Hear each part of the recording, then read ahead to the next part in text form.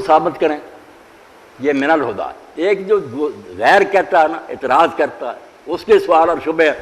ان کا حل کرے۔ یہ فرقان ہوتا ہے کہ حق اور باطل میں، یہ قرآن کی بات نہیں، سارا قرآن ہی مگر ہدی للناس وبینات من الہدا والفرقان ہے۔ بینات ہیں اس میں دلیلیں جو بصیرت افزا بھی ہیں، اور ساتھ ساتھ جو فرقان ہے نا، کافر جو گرد و غبار اور بے دین سوال اٹھائیں گے اور اس کو روشن سورج کو چھپانا چاہیں گے، فرقان یہ ان کے شبہوں کا جواب دے کر حق اور باطل کو الگ کرتا جائے۔ یعنی حق کا اس بات کرے گا وہ خدا ہے، اور باطل کا ابطال کرے گا، جھوٹی باتیں ان کو رد کر کے دے دے گی۔ اسی لیے نا اللہ نے کہا انہ لکتاب عزیز، جب مقابلہ ہوگا یہ غالب کتاب ہے، اس کے سامنے کوئی مناظر نہیں کھڑا ہو سکے گا، کوئی کتاب نہیں کھڑی۔ لا یاتی الباطل من بین یدیہ ولا من، نہ آگے سے نہ پیچھے سے باطل کسی طرح اس میں داخل نہیں ہو سکتا۔ یہ اللہ کی کتاب تنزیل من حکیم حمید، یہ اس دانا کی طرف سے اتری ہے جو سارے علم حکمت، اس کی کتاب میں غلطی کیسے ہو سکتی، خوبیاں برا۔ تو قرآن کا کہا کہ ایسی نعمت جو لوگوں کو راستہ بتاتی ہے، اس کے حق ہونے کی دلیلیں دیتی ہے، لوگوں کے سارے شبہوں کا ازالہ کرتی ہے، اس سے بڑا انعام مخلوق پر ہو سکتا۔ تو جب وہ اس مہینہ میں اتری ہے تو اس مہینہ کی پھر قدر یہی ہے کہ تم اس کے لیے اپنے ذہنوں کا آمادہ کرو، دلوں میں شوق پیدا کرو، اس کے لیے پہلے سے کمر بستہ۔ بڑی پیاری بات ہے اہل بیت میں سیکھنے کی، ہم دیکھتے ہیں نا ریس کورس گراؤنڈ ہوتا ہے، گھوڑے کھڑے ہوتے ہیں، لائن ہوتی ہے، وہاں لوگ سوار ہوتے ہیں، اعلان کرنے والے نے کہتا ہے 1 2 3، سر پر دوڑ پڑتے ہیں، آگے نشان ہوتا ہے، وہاں تک دوڑنا ہوتا ہے۔ اس میدان کو عربی زبان میں مزمار کہتے ہیں۔ تو امام کہتے ہیں یہ رمضان جو ہے نا،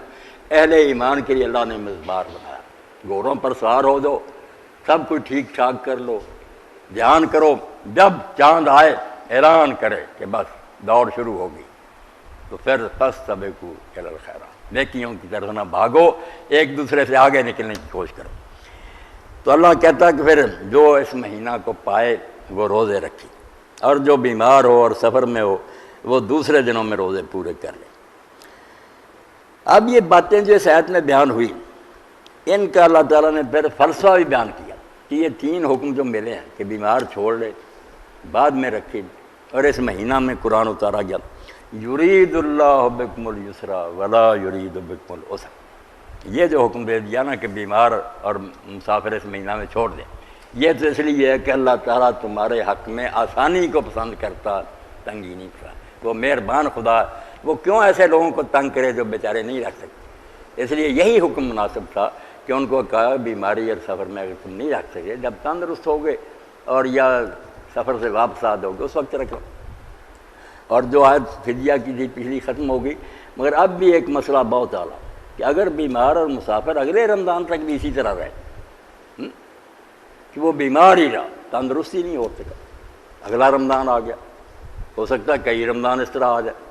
یہ بھی نہیں کہ اس کو نا امیدی ہے کہ میں نے تندرست نہیں ہونا، امید ہے تندرست ہونے کی۔ اب عام لوگ تو کہیں گے کہ وہ اکٹھے کرتا جائے اور پھر کسی کو سارے رمضانوں کے رکھے، نہیں،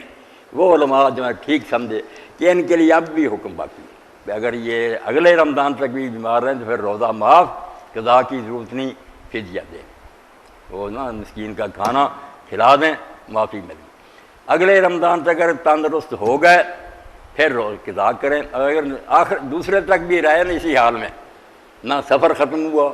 نہ بیماری ختم ہوئی، تو پھر روزہ رکھنے کی ضرورت نہیں، ہر روزے کے بدلے میں جو فدیہ ہے نا دے دو۔ اسی لیے سارے احکام دیے۔ اور ابن عباس رضی اللہ عنہ نے ان کی حاملہ لونڈی تھی، اس کو کہا کہ تو بھی ان میں شامل ہے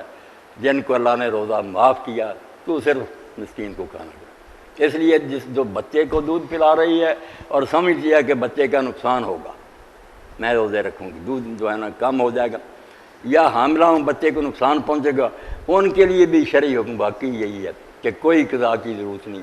وہ شاہ ولی اللہ رحمۃ اللہ علیہ فرماتے ہیں جو عقل کی بات ہے وہ یہی ہے کہ وہ جان بوجھ کر تو روزہ چھوڑ نہیں رہی، مریض اور مسافر بھی نہیں، اس کے لیے بھی یہی ہے کہ وہ ان دونوں میں سے جو کر سکتی ہے نا آسانی سے، دوسرے دنوں میں اگر روزہ رکھ سکتی ہے قضا کر لے، فدیہ